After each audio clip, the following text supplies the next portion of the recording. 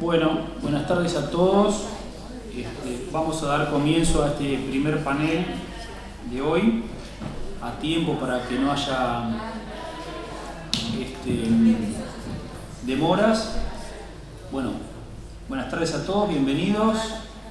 Gracias a Ezequiel, a Anderson y a Fabiana por estar aquí presentes. Falta Luciano, que estaba por ahí, que está por llegar al panel. Vamos a iniciar la jornada escuchando hablar al doctor Ezequiel Casañe, que es abogado por la UBA, con estudio de posgrado en Derecho Administrativo por la Universidad de San Pablo, CEU de Madrid, y Derecho Administrativo Económico en la Universidad Católica Argentina, profesor en la UBA, en la Universidad Católica, en la Universidad Nacional de Loma de Zamora. También es profesor visitante en numerosas universidades del exterior, codirector de la Diplomatura de Contrato de Participación Público-Privada y Financiamiento que organiza la Procuración de la Ciudad de Buenos Aires, la Secretaría de Participación Público-Privada de la Nación y el Colegio de Abogados de la Ciudad de Buenos Aires. Es director de la Revista Iberoamericana de Derecho Administrativo y Regulación Económica, de la editorial IJ Editores, miembro del Consejo de Redacción de la Revista de Derecho Administrativo, de editorial Agredo Perrot, director del Colegio de Abogados de la Ciudad de Buenos Aires y presidente de su Comisión de Derecho Administrativo. Es presidente también de la Asociación Iberoamericana de Estudios Regulatorios y de la Comisión de Derecho Regulatorio del Colegio Público de Abogacía de la Capital Federal, miembro del Instituto de Derecho Administrativo de la Academia Nacional de Derecho y Ciencias Sociales de Buenos Aires y la Asociación Internacional de Derecho Administrativo. Autor de numerosas publicaciones sobre la especialidad, tanto en el ámbito académico como en medios de comunicación. Es corredactor de la Ley de Participación Público-Privada en el ámbito nacional y en distintas jurisdicciones, jurado electo del Jurado de Enjuiciamiento de la Legislatura Porteña de la Ciudad de Buenos Aires, socio del estudio Casañe Abogados, en el marco del cual ha recibido numerosos reconocimientos nacionales e internacionales. Él expondrá sobre las principales reformas al contrato de concesión de obra pública. Adelante, Silvia.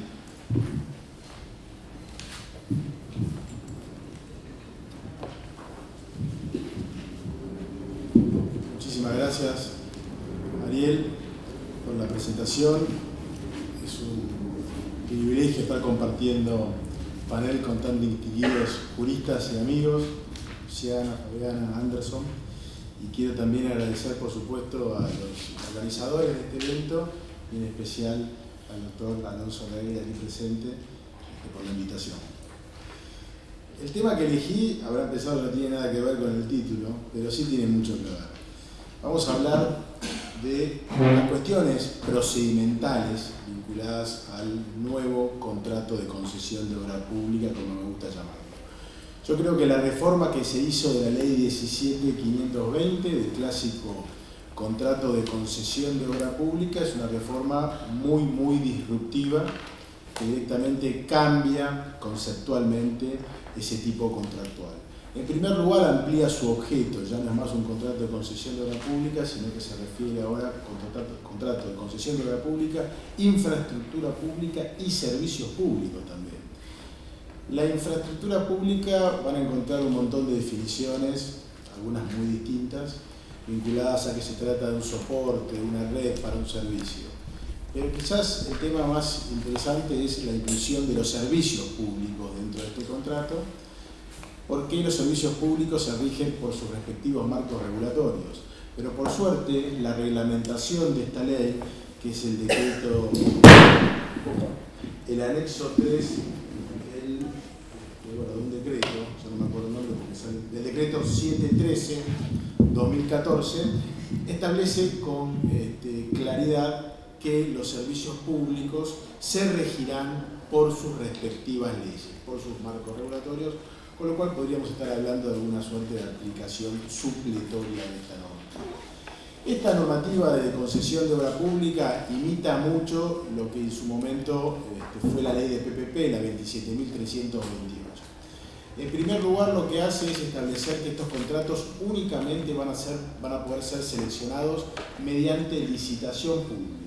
O sea que el procedimiento de selección del contratista está acotado a la licitación pública. No podrá acudirse entonces a la contratación directa. es que a este tipo de contratos, además, la ley establece que no se le aplica ni supletoria, ni analógica, ni subsidiaria el decreto 1023, o sea, el régimen general de contrataciones. Con lo cual es un régimen ahora muy parecido al de PPP, autónomo, al que no se le aplica este tipo de régimen general. Se aplican, sí, estos principios. Bueno, licitación pública, esto es lo mismo que tenía la ley de PPP. La gran diferencia es que la ley de PPP establece un procedimiento de formación del acto de convocatoria muy complejo. De hecho, para estructurar un contrato de PPP a veces se tarda más de un año para recién poder publicar un pliego. En esta ley no está ese procedimiento administrativo de formación del acto, que por ejemplo, en el caso de las PPP, exige contar con informes de factibilidad, de nivel de factibilidad, no prefactibilidad, antes de publicar un pliego. Y además la ley de PPP exige que este procedimiento incluya la intervención del Ministerio de Economía, en su momento el Ministerio de Producción, en su momento el Ministerio de Medio Ambiente para tener un informe de evaluación de impacto ambiental, y también la ley de PPP tenía ciertas intervenciones de la unidad de PPP. Aquí de eso no hay nada, sí se establece que solamente va a ser por licitación pública. Sigue mucho los lineamientos de esa ley, pero hay un tema que me parece que es superador a la ley de PPP, y es cómo trata esta ley de concesión de obra pública al principio del mantenimiento de la ecuación económica financiera de los contratos, que eso era algo que por supuesto la doctrina venía ideando, la jurisprudencia lo había tomado, y que se entiende como un principio propio del derecho público. Estaba enunciado muy sutilmente en la ley de PPP, pero en esta ley se lo ve de una manera, bueno, como nunca se lo vio en Argentina, no es una ley, se lo ve muy claro, se establece que existe el deber de mantener el equilibrio económico financiero de estos contratos, y se establece incluso la necesidad de que la documentación contractual y los pliegos establezcan cuál ha de ser el procedimiento frente a un desequilibrio para mantener esta ecuación económica financiera del contrato, con todo un procedimiento también muy interesante para llevar adelante. Con lo cual, esto es un principio que es recogido por esta ley, y lo que se exige esta ley es que se establezca el procedimiento en cada contrato. Por supuesto, va a tener que estar previsto en los pliegos y además en los modelos contractuales, porque la reglamentación exige que los pliegos tienen que tener además el modelo de contrato de concesión específico para cada caso. Otra cuestión que me parece importante resaltar y que está muy vinculada al procedimiento administrativo y que es muy novedosa, también superadora al modo de ver de la ley de PPP, es cómo trata esta ley el supuesto de revocación de un contrato por razones de interés público. En primer lugar, la ley, al igual que la ley de PPP, dice que no serán de aplicación en estos casos ninguna ley limitativa de responsabilidad general, ¿no? General y limitativa de responsabilidad. Entre ellas aclara, por ejemplo, la ley de expropiaciones o la ley de responsabilidad del Estado. Esto es similar a lo que tiene la ley de PPP y distinto a lo que tiene la nueva ley de procedimientos administrativos, que para los casos de la revocación unilateral de un contrato se establece que ha de indemnizarse el lucro cesante. Aquí no, aquí lo que dice es no se aplica ninguna limitación general. Esto no significa que se va a aplicar el lucro cesante, un concepto de reparación integral. No, en cada documentación contractual va a tener que establecerse cuál es el alcance de la indemnización. Pero lo importante no es eso, lo importante es el tema de la indemnización previa, el giro que le da esta ley a la indemnización previa. La ley de PPP tenía un artículo que decía que frente a cualquier situación de terminación anticipada de un contrato, si el Estado decide tomar el activo, debe indemnizar previamente al contratista. Indemnización, decía, que no puede ser inferior a las inversiones no amortizadas. Esta ley da un paso más y dice que la indemnización previa corresponde en cualquier caso de revocación por interés público. Y no solo eso, el acto administrativo que disponga la revocación por razones de interés público debe disponer en el mismo acto cuál es la indemnización. Y si no se ponen de acuerdo, no puede avanzar con la ejecución de la revocación por razones de interés público. Y hay todo un procedimiento administrativo también de fundamentación, de motivación, de exposición de la causa frente a este tipo de decisiones. No es simplemente decido revocar un acto por razón de interés público. Tienen que haber informes técnicos que justifiquen esa necesidad, dice la ley, y no solo eso, informes económicos del impacto positivo y negativo de este tipo de medidas. Pero lo más interesante es que tiene que fijarse la indemnización. Y es más, ¿qué dice la ley junto con la reglamentación? Que si no está preestablecido en el contrato cuál ha de ser la indemnización, si no se ponen de acuerdo, lo tienen que someter al panel técnico o al tribunal arbitral. Y aquí aparece una figura que también está en la ley de PPP, pero se torna obligatoria.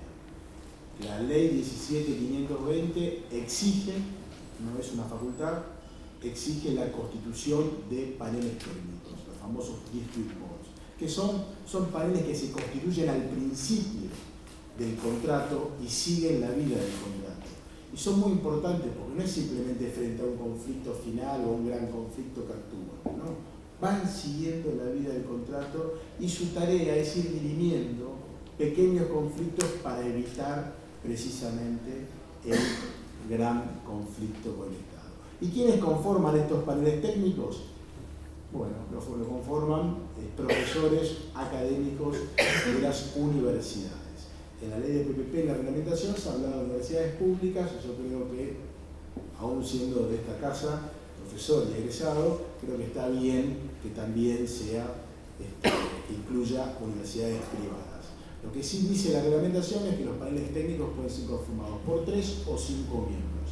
Y en el caso de que sean 3, tiene que ser un abogado, de algo tenemos que vivir, un ingeniero y un contador. Ellos lo que van a emitir son recomendaciones. El panel técnico emite recomendaciones. Si se deja firme, obviamente hace una suerte de cosa jugada, pero si no, se va o a la jurisdicción contenciosa administrativa, en este caso federal, o también se puede fijar una cláusula arbitral en cada contrato. Esto sí es facultativo, a diferencia del panel técnico, establecer una cláusula arbitral o establecer la jurisdicción natural de la justicia contenciosa administrativa federal.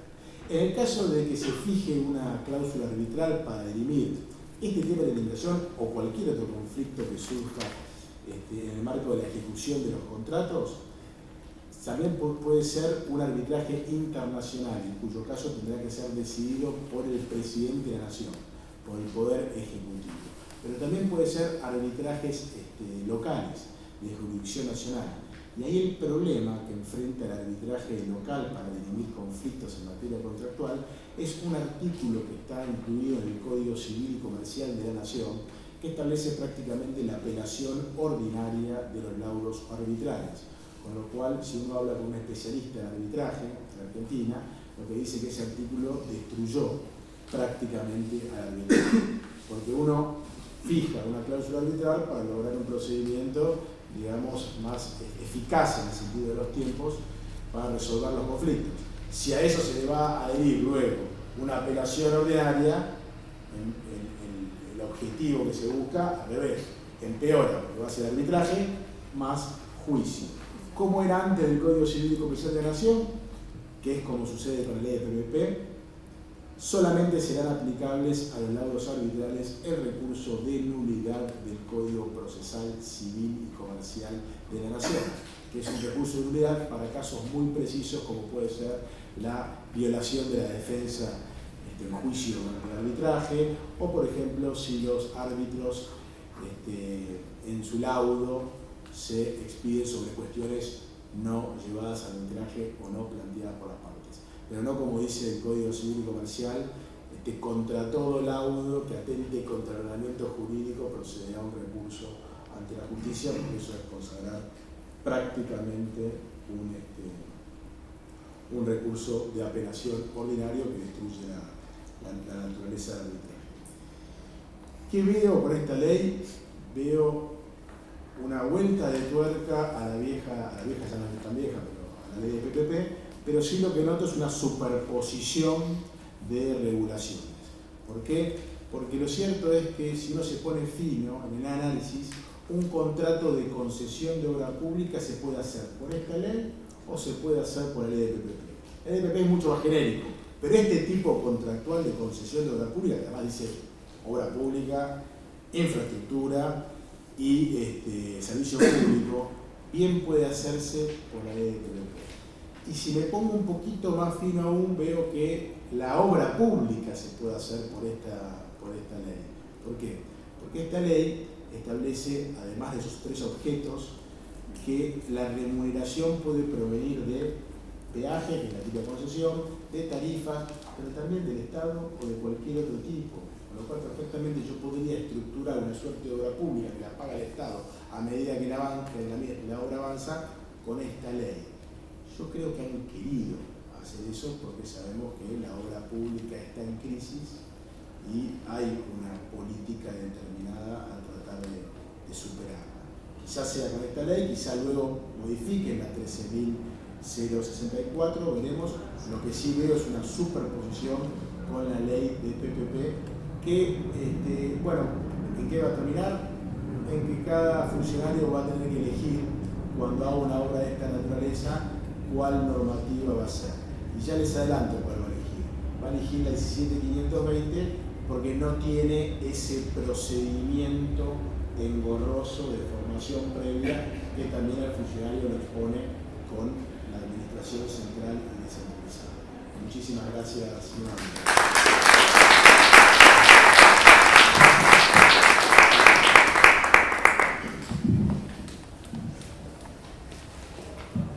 Bueno, muchas gracias, Ezequiel. Bueno, ahora damos paso a Luciano Enrisi, que es juez contencioso administrativo a cargo del Juzgado Contencioso Administrativo número 2 de San Isidro, que va a exponer sobre las reformas del régimen de las vías de hecho administrativas en la nueva ley. Bueno, muchas gracias por la invitación al doctor Alonso Regueira, a las colaboradoras que me han recibido hoy temprano, a los compañeros del panel, distinguidos profesionales, Ariel, también por la inauguración, un gusto conocerte hoy, y a los presentes. El tema de las vías de 8, por lo que pude ir vislumbrando con los trabajos que han ido publicando y las exposiciones, pasó medio inadvertido.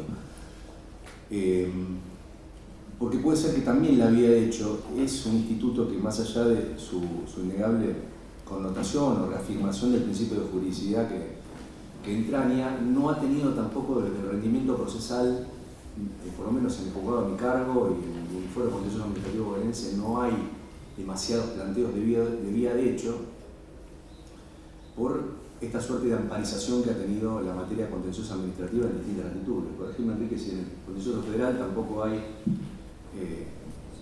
grandes planteos. Doctora, que usted está en la Ciudad Autónoma de Buenos Aires, no es una pretensión muy utilizada, quizás no porque no existan las vías de hecho, no se configure el presupuesto que define el artículo 9 de la ley de procedimiento administrativo o el 109 de la ley provincial, sino que más bien ha quedado subsumido dentro del presupuesto de hecho que define la Constitución Nacional y los ordenamientos locales para la garantía de amparo. Hasta incluso algunos autores han hablado de la inutilidad de incorporar la vía de hecho a nuestro ordenamiento, teniendo en cuenta que la génesis del instituto viene del derecho francés, ni siquiera del derecho administrativo. Sí ha sido incorporada a nuestra materia, teniendo en cuenta los dos órdenes jurisdiccionales que existen en ese país, o sea, está la jurisdicción administrativa, y la vía de hecho ha servido para sustraer de la jurisdicción administrativa el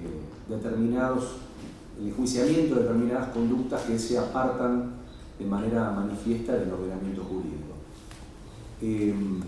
Y esa es la noción que ha llegado a nuestro derecho, que ha sido incorporada en el artículo 9, definida como un comportamiento material que, según el legislador, lesiona derechos o garantías de la Constitución. Ahí tenemos un primer dato que también emparenta de alguna manera con la acción de amparo contra las autoridades públicas. El otro supuesto que ha definido en su momento el legislador nacional es la interdicción de la administración de ejecutar actos administrativos que están suspendidos o que carecen de eficacia.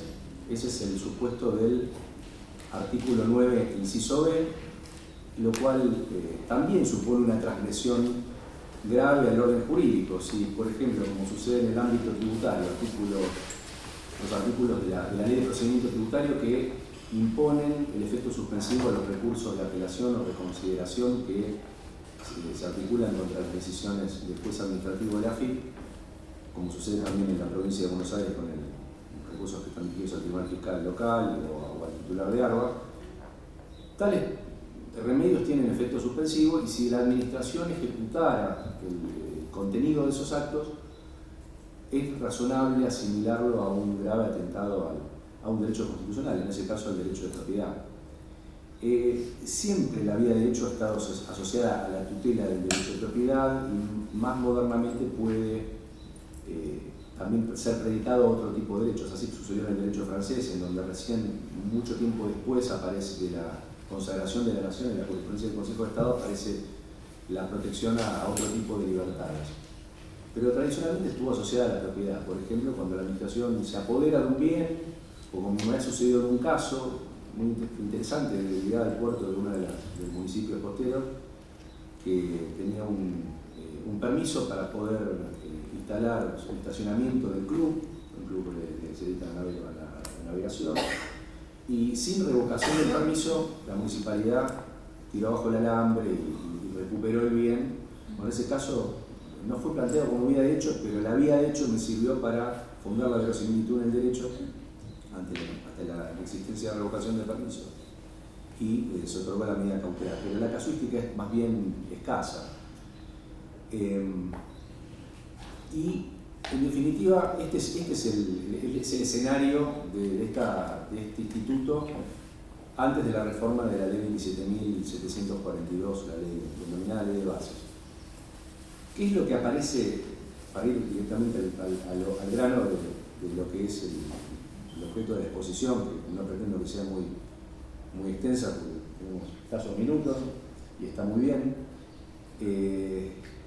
La ley modifica algunas cuestiones vinculadas al aspecto procesal e incorpora dos supuestos que, dentro de los cuales uno considero que es novedoso y aunque no me gusta mucho la redacción, que es el supuesto de los medios electrónicos o de la administración electrónica, que aparece como algo nuevo. El otro supuesto, que es el del inciso D,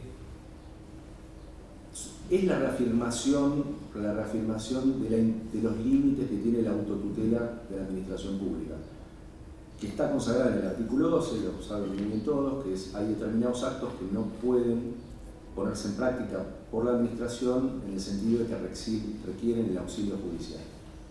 Bueno, este supuesto, quizás que digo que no es tan novedoso, supone, digamos, de alguna manera enlazar la limitación de la autotutela y prohibirle a la administración ejecutar o llevar adelante embargos o allanamientos, dice la norma, porque este tipo de manifestaciones son propios de la autoridad judicial, con lo cual habría una suerte, un intento de dejar plasmado en este aspecto el principio de separación de funciones, reafirmar el artículo 18 de la Constitución Nacional y vincularlo con el artículo 12. La norma no hizo ninguna modificación en relación a qué tipo de comportamientos son susceptibles de ser encuadrados como vía de hecho. Hay algún antecedente jurisprudencial en provincia y hay alguna opinión aislada que considera que las omisiones pueden ser vías de hecho. Sin embargo, en sintonía con lo que piensa la mayoría de los autores, y creo que este es el sentido que mantiene la ley, los comportamientos que quedan aprendidos en la idea de vida de hecho son comportamientos activos. Habla de conducta, comportamientos materiales, acciones materiales. La omisión puede ser ilegítima, puede ser inconstitucional y puede ser objeto de la acción de amparo. Y si es una omisión formal, será objeto del amparo por mora o eventualmente será objeto de la configuración del silencio, que es un tema que sí ha tenido una modificación relevante en la ley de bases. Pero las omisiones no encuadran, no ingresan dentro del nuevo texto normativo. Tampoco la ejecución irregular de un acto administrativo parece incluida en la ley. ¿Por qué? Porque lo que menciona el inciso D es digamos, la interdicción de que la administración lleve adelante actos que son propios del quehacer judicial, con lo cual no hay tampoco que podría haber el legislador incorporado este supuesto que la doctrina llama ejecución indebida, no lo ha incorporado. Después tenemos el inciso, no quiero hacer fiel al texto, dice: establecer mecanismos electrónicos, informáticos o de otra naturaleza, dice que mediante la omisión de alternativas u otros defectos o recursos técnicos tengan por efecto práctico imposibilitar conductas que no estén legalmente proscritas. Es un trabalengua como está redactado, a mí no me gusta, creo que es mejorable. Está claro que hay un avance, y sobre todo a partir de la pandemia, con los permisos de circulación, en la materia aduanera y en otros ámbitos de la administración, un avance innegable de la informatización y de la puesta en acto de ordenadores que van a ir definiendo, según las variables que se incorporen, se carguen, van a ir definiendo temperamentos de la administración sobre una suerte de voluntad preordenada que va a tener reparos severos, teniendo en cuenta que la voluntad ahora se consagra como un elemento del acto administrativo explícitamente dentro de los requisitos del acto. Va a ser una tarea interpretativa importante saber si estos mecanismos que van a ir creciendo a lo largo de los años son compatibles con el ordenamiento jurídico. No, lo que está diciendo la norma es que la administración, no el legislador, no el Poder Judicial, sino la administración, no lleve adelante, no produzca mecanismos que frustren derechos. Y sobre todo frustren derechos a quién, que esto también podría haber sido objeto de algún tipo de precisión, a los excluidos digitales.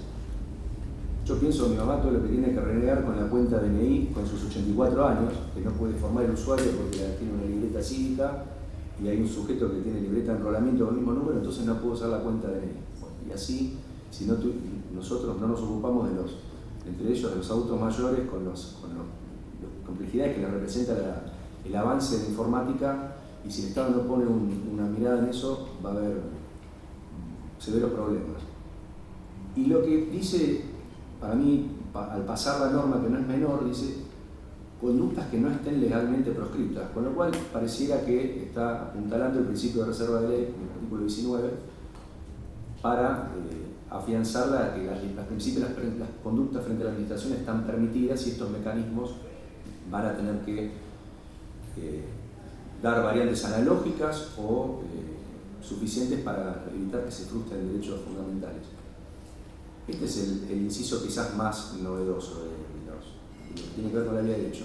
Y hay un aspecto también que no quería dejar pasar, que es sobre el artículo 25 de la ley, el último inciso, que originariamente hace referencia a las vías de hecho de que fueren conocidas y atribuye el plazo de caducidad de 90 días, que ahora se duplicó, pasa a ser 180 días hábiles en sintonía con la legislación procesal administrativa más moderna. Hoy por hoy la vía de hecho, según el legislador, no tiene plazo. Y aparece una formulación similar a la que uno puede ver del artículo 26 de la ley, en referencia a la impugnación o digamos el enjuiciamiento del silencio administrativo, que tampoco tiene plazo, pero sí queda sujeto a la prescripción. Esto es lo que dice el legislador. Con lo cual, para cerrar, La norma va en sintonía con los principios que contiene ahora, o que explicita, que están en el ordenamiento constitucional, claro está, pero explicita en el artículo 1 bis. Creo que hay una intención de que este instituto le había hecho vaya en esa dirección, en esa sintonía, y se intenta apuntalar esta idea de la juridicidad con mayor énfasis, extendiéndolo a nuevos supuestos, sobre todo esto que tiene que ver con informático. Pero bueno, para saber, como dice un profesor al que le tengo mucho cariño, que es el doctor Botassi, el Estado de Derecho no es el Estado que produce normas, sino que se somete a las mismas. Hay que ver qué va a pasar con esto. No creo que una cuestión práctica, que ahora se tutelen todos los derechos y no los derechos constitucionales, y no sé cuánta eficacia práctica o mayor rendimiento va a tener este carril para poder restablecer el orden jurídico cuando así se vulnera. Gracias.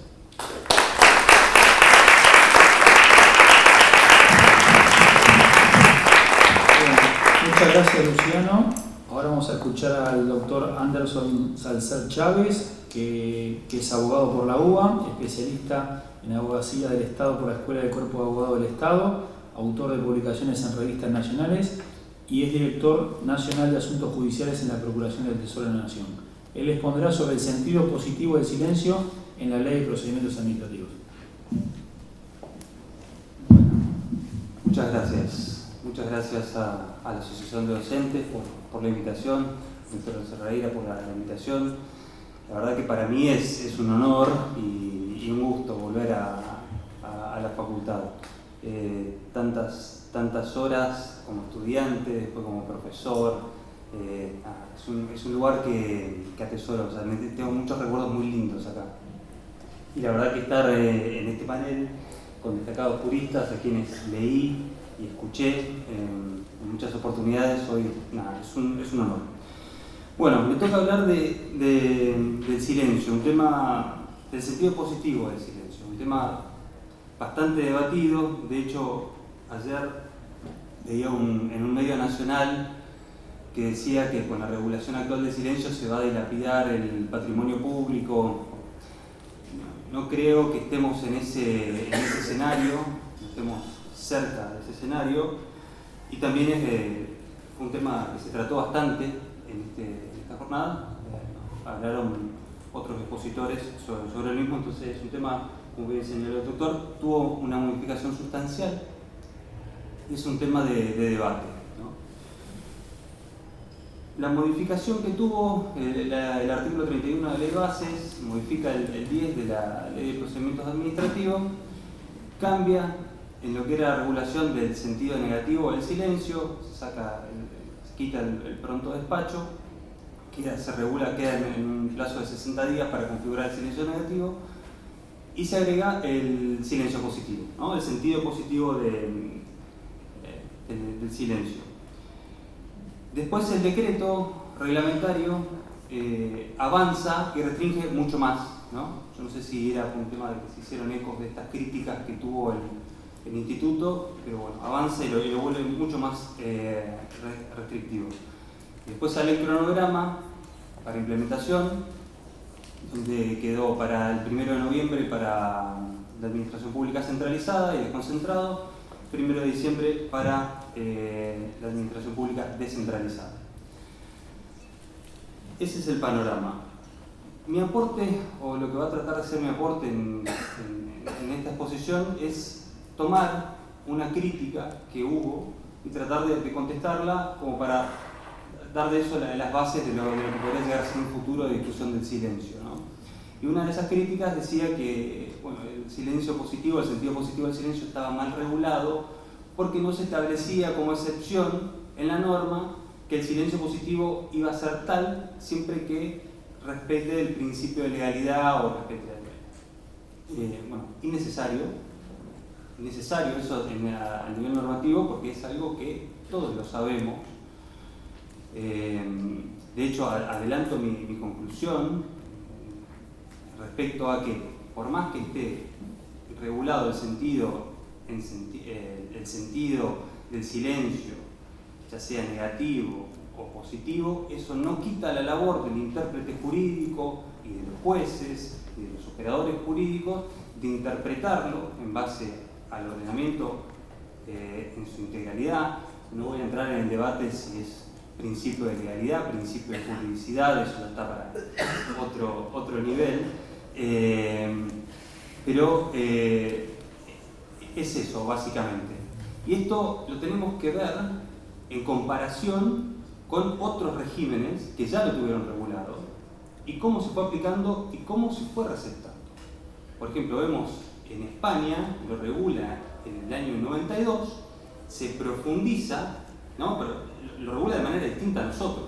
Toma, o sea, el principio general era el silencio positivo, el sentido positivo y la excepción al negativo. Se profundiza en el 90, quitando incluso, en el 99, perdón, quitando incluso lo que nosotros ahora tenemos regulado, que es esta posibilidad del particular de pedir el certificado que acredite el silencio positivo.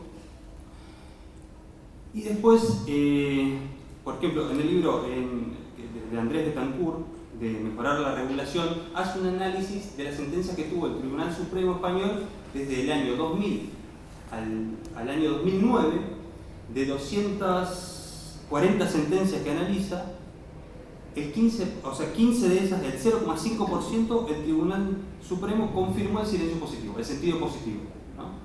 Haciendo una labor de interpretación respecto a eso. Entonces, ¿a dónde voy? Insisto, por más que esté regulado, no tenemos que tener temor o estos escenarios apocalípticos donde se va a terminar dilapidando todo el patrimonio del Estado, que alguien se va a quedar con la casa rosada, que van a establecer, no sé, algunos negocios en las vías del tren. No creo que pase eso.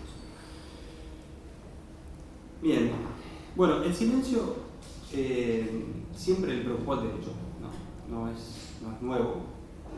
Lo vemos en el gesto, lo vemos en la partida, lo vemos también como principio en el derecho canónico, vemos cómo en el derecho penal se lo toma respecto al silencio del imputado, vemos todo el desarrollo que tuvo en el derecho civil, muy interesante, lo vemos en el derecho procesal respecto al reconocimiento de firmas.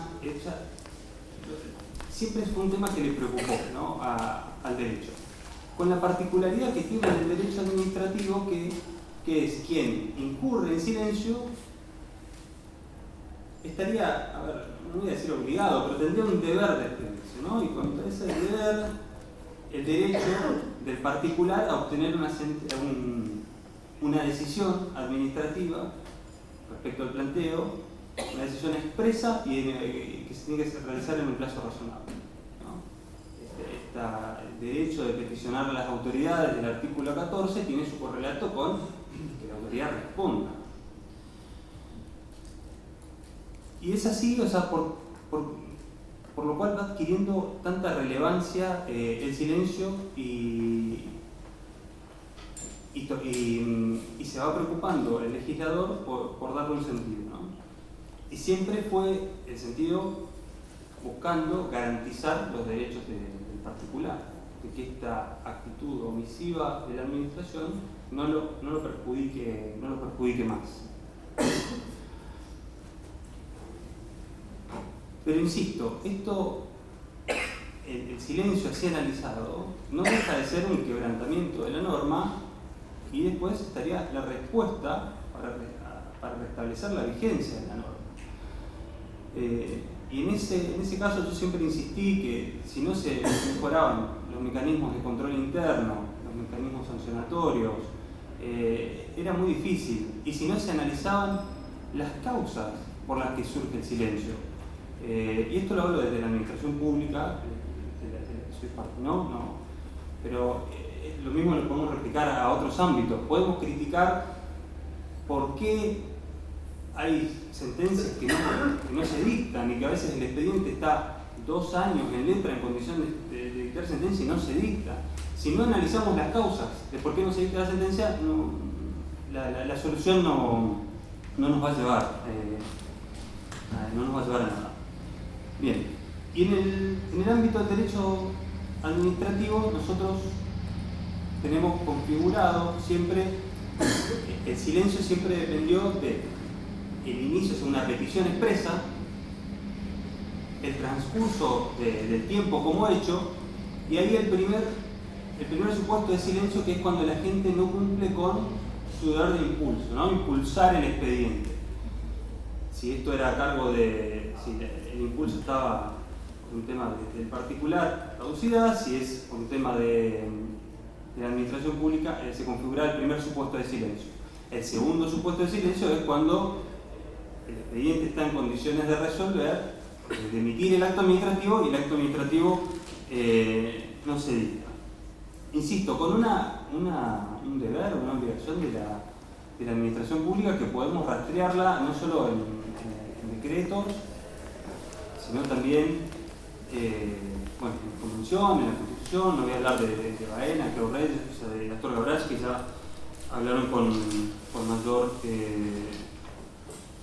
solidez los otros expositores en el día de ayer.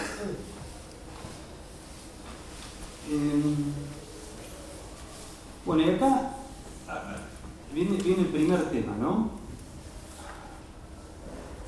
Que es la discusión de la naturaleza jurídica del silencio. Porque claro, el silencio en sentido negativo siempre se lo entendió como una garantía, o sea, procesal, pero bueno, me tiene rechazo, puedo ir, me habilito en la vía judicial, y la modificación que se realiza ahora, el silencio en sentido positivo queda como equivalente al acto administrativo. Ayer lo escuchaba a Patricio San Martino, que él proponía que esto sería un equivalente funcional, ¿no?, del acto. Y acá la primera crítica a la regulación, porque, claro, si vamos a tratarlo como un equivalente funcional, que yo estoy de acuerdo, para que es un equivalente funcional, con todas las implicancias que tiene la teoría sobre los equivalentes funcionales aplicada al derecho administrativo,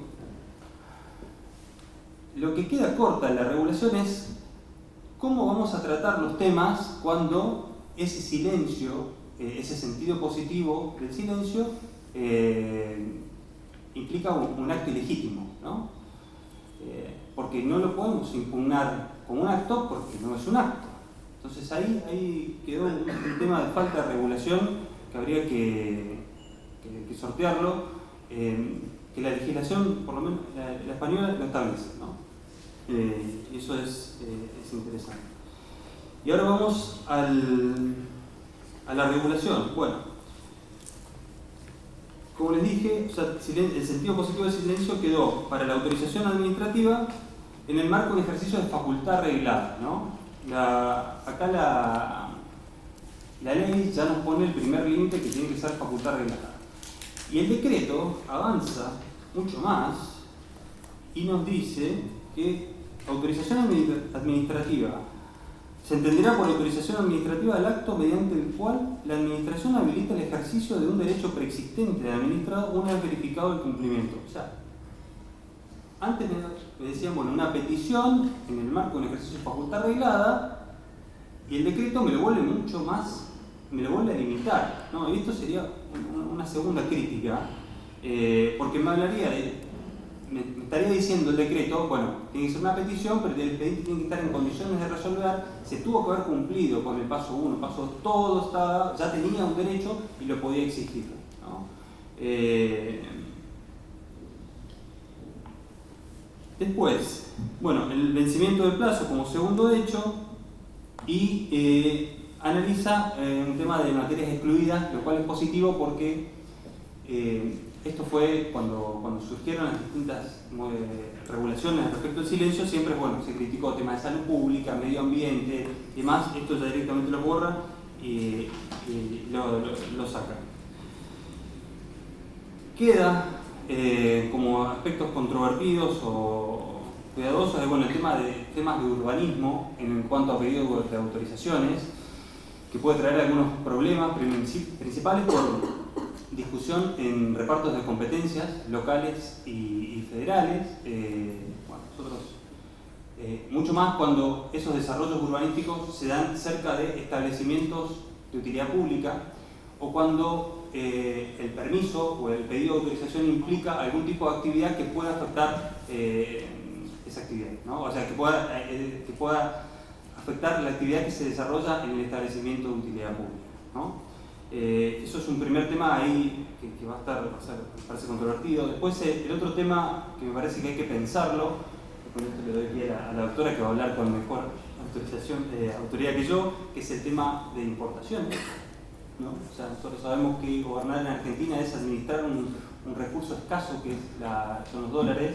El tema de cómo impacta esto en las autorizaciones puede ser complejo. Temas tributarios también, ¿no? Por ahí en la autorización para utilizar factura A no habría tanto problema y demás, exenciones como es, ya con esto termino. Pero en esto siempre es importante recordar jurisprudencia de la Corte, fallos 329-59, el silencio en la omisión de materia impositiva requiere ser restrictivamente aplicado, ¿no? Entonces, este temor respecto a dilapidar el dominio público, respecto a los fondos, a la recaudación, me parece que hay que ir sacándolos, y con esto, si me permiten 30 segundos, cierro. Respecto a la crítica que se hacía de que no estaba regulado, que no se respetaba el principio de legalidad y demás. Esto no quita la labor del intérprete, y voy a darles un caso concreto. Hoy nosotros tenemos el silencio negativo como regla, el silencio positivo como excepción para esto que vimos, pero también sabemos que la Corte dijo, en muchos precedentes, que existe un mínimo indisponible de derechos fundamentales. Entonces, la administración, cuando se enfrenta a un pedido de un particular para que se garantice ese mínimo indisponible de un derecho fundamental, que lo vimos en muchos casos de la Corte, nunca el silencio podría ser en sentido negativo, porque sería otorgarle un sentido de que la administración va a decir, no, a ese particular usted no tiene derecho a un piso mínimo indisponible de su derecho fundamental, ¿no? Entonces, insisto, quiero sacar fantasmas, temores. La verdad que la regulación es bienvenida y es un ejercicio para todos los intérpretes para que podamos respetar el principio de legalidad, de juridicidad y activar la mecánica en cuanto a la argumentación jurídica. Muchas gracias por tomar la atención.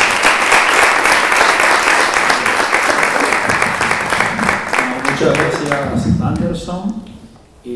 Para cerrar este panel, vamos a escuchar a la doctora Fabiana Jafrit, que es abogada, especialista en Derecho Tributario y doctora en Derecho con orientación en Derecho Constitucional por la UBA, profesora titular de cátedra por concurso de la asignatura Finanzas Públicas y Derecho Tributario y profesora de la maestría en Derecho Tributario y Financiero de la Facultad de Derecho de la UBA, docente en otras universidades del país, autora de numerosas publicaciones sobre Derecho Público, jueza de la Sala 1 de la Cámara de Apelaciones en lo Contencioso Administrativo y Tributario y de las Relaciones de Consumo de la CABA, y expondrá sobre el impacto de las reformas en la normativa de procedimiento tributario. Escuchamos.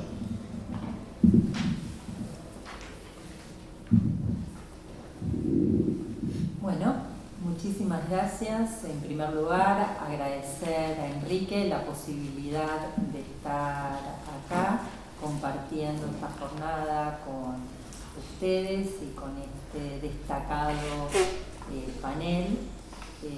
Agradezco a Anderson que dio pie para que alguien hable de derecho tributario en una mesa dedicada a reformas de derecho administrativo, pero bueno, ya lo habíamos ensayado como para que no parezca esa introducción tan extraña. Cuando la ley bases introduce los principios del procedimiento administrativo, se hace cargo de toda una labor jurisprudencial y doctrinaria que se fue gestando con el correr de los tiempos.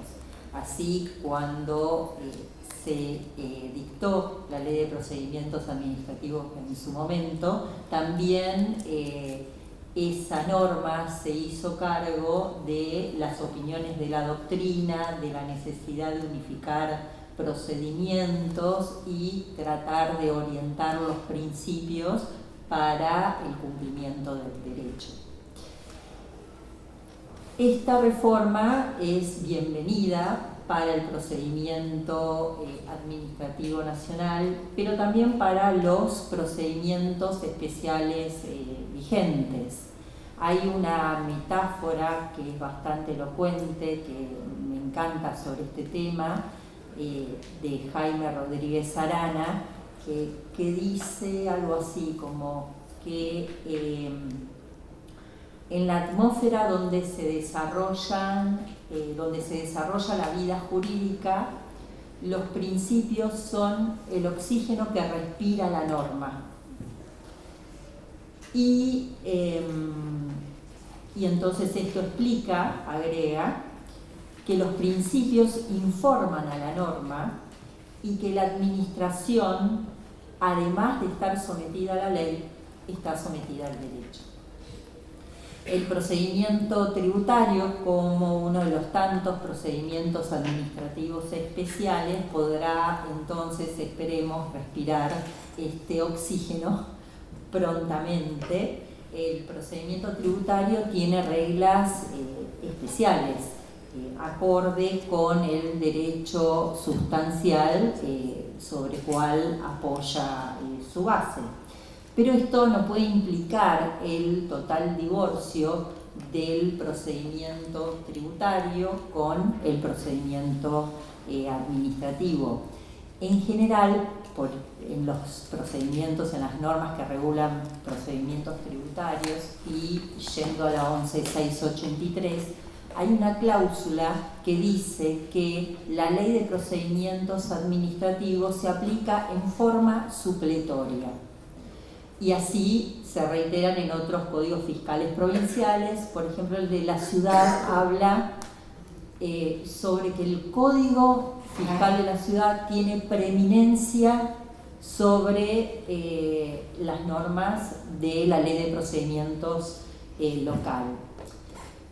Entonces ahí hay una puerta para la aplicación de las normas generales. Lo que no dice ninguna de estas normas, que además de aplicarse cuestiones procedimentales, herramientas de impugnación, se aplican los principios, pero nadie va a poder negar que los principios del procedimiento general son aplicables también al procedimiento tributario. Ante esta situación vemos que en la ordenación de particulares que tiene cada uno de los procedimientos tributarios con sus particularidades, tribunal fiscales, sin tribunales fiscales, vemos que se hace uso, se mencionan los diferentes principios.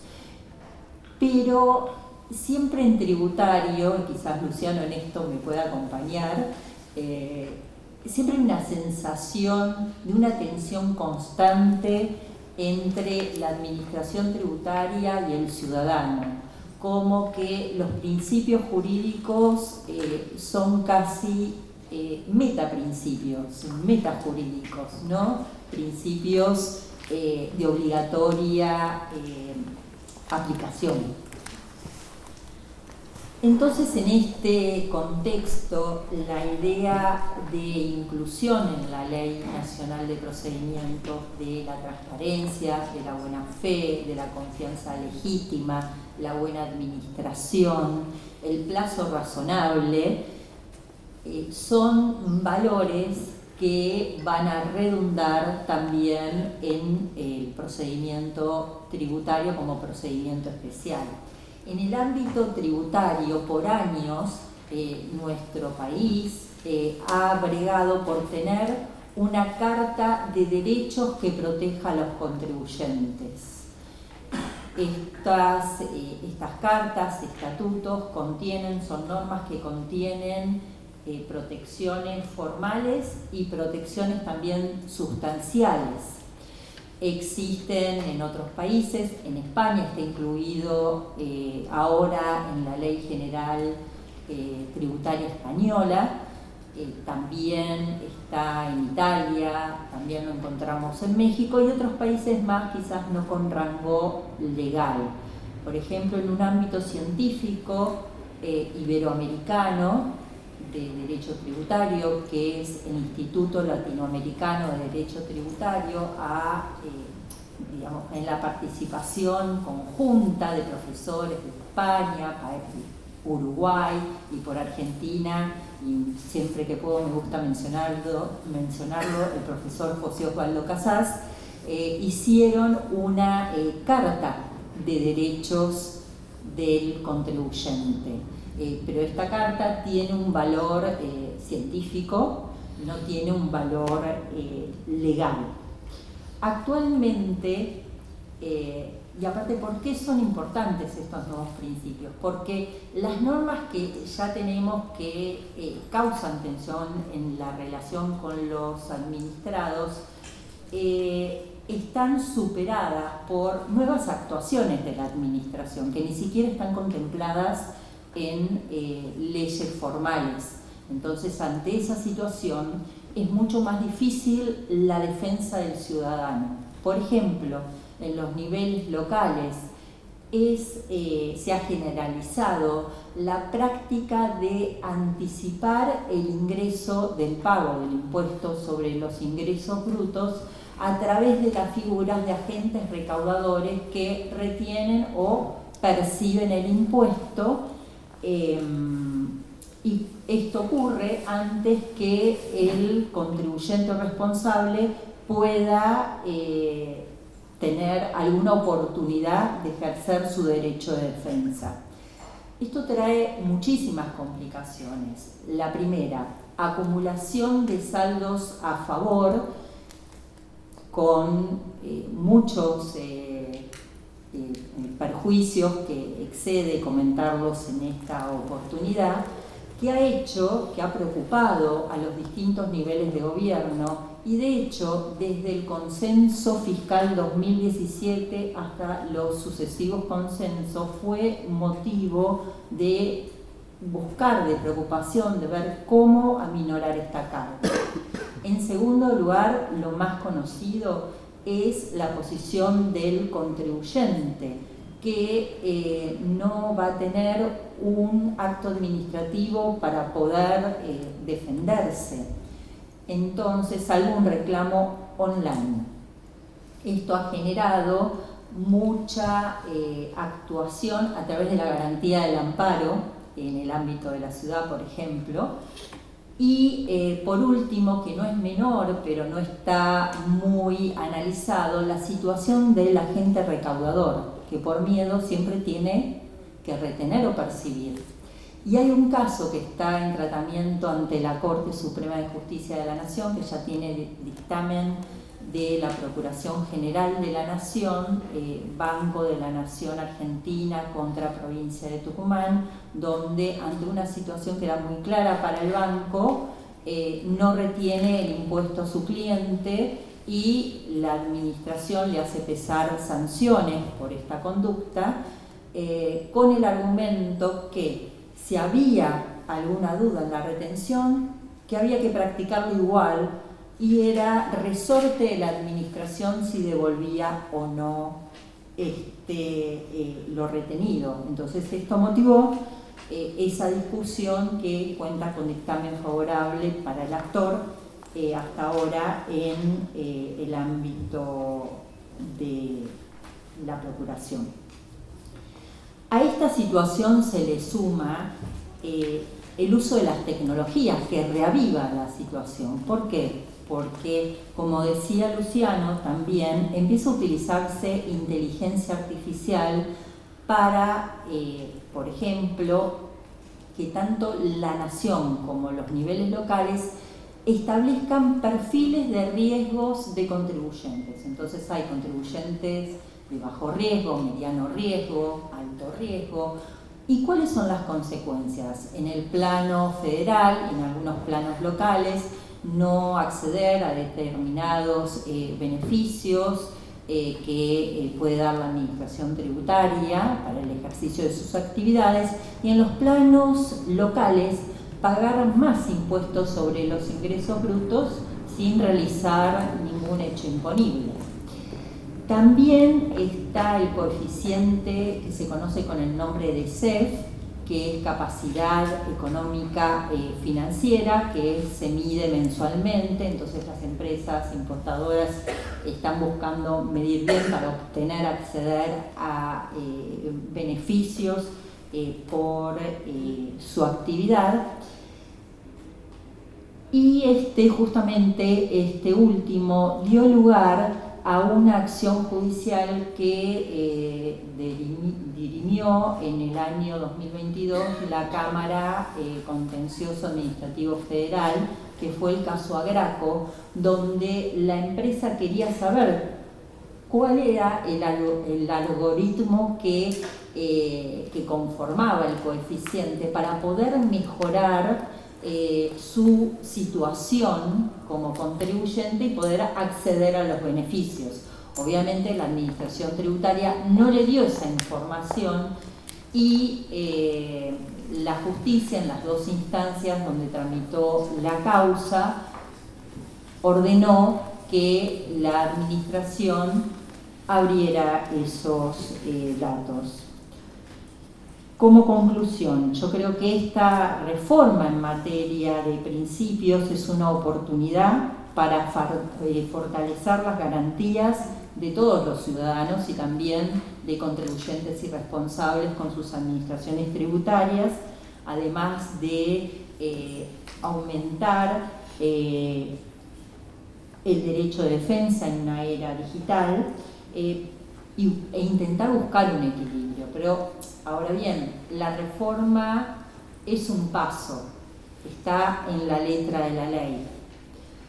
De aquí en más somos nosotros, cada uno desde su lugar, como operadores del derecho, los que tenemos que darle vida y vigencia. Muchísimas gracias.